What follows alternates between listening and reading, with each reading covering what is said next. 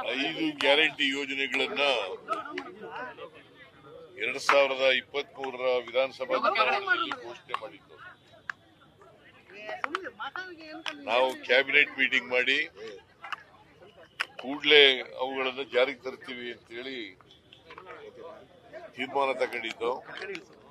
ಅದರಂತೆ ನಾವು ಮೇ 20, 2023ರಲ್ಲಿ ಅಧಿಕಾರಕ್ಕೆ ಬಂದು ಜೂನ್ 11ನೇ ತಾರೀಕು ಶಕ್ತಿ ಯೋಜನೆಯನ್ನು ಜಾರಿಗೆ ಕೊಟ್ಟು ಜೂನ್ 11, 2023 ಶಕ್ತಿ ಯೋಜನೆ ಜಾರಿಗೆ ಕೊಟ್ಟು ಅವತ್ತಿನಿಂದ ನಿರಂತರವಾಗಿ ಈ ರಾಜ್ಯದ ಎಲ್ಲ ಹೆಣ್ಮಕ್ಳಿಗೆ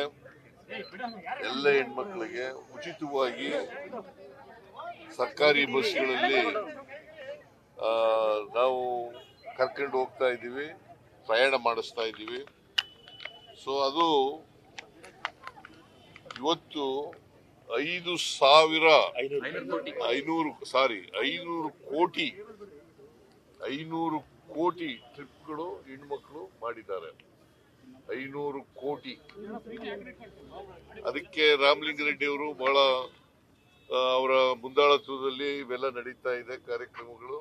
ಅದಕ್ಕೆ ಇದು ಒಂದು ವಿಶೇಷ ಕಾರ್ಯಕ್ರಮ ಅಂತೇಳಿ ಇವತ್ತು 500 ಕೋಟಿ ಮಹಿಳೆಗೆ 500 ಕೋಟಿ ಪ್ರಯಾಣ ಮಾಡಿದಾರಲ್ಲ, ಆ ಟ್ರಿಪ್ಗಳಲ್ಲಿ ಮಾಡಿದಾರಲ್ಲ, ಅದಕ್ಕೋಸ್ಕರವಾಗಿ ಇವತ್ತು ಸಾಂಕೇತಿಕವಾಗಿ ನಾವು ಟಿಕೆಟ್ ಅನ್ನ ಕೊಟ್ಟಿದ್ದೀವಿ ಹೆಣ್ಮಕ್ಳಿಗೆ.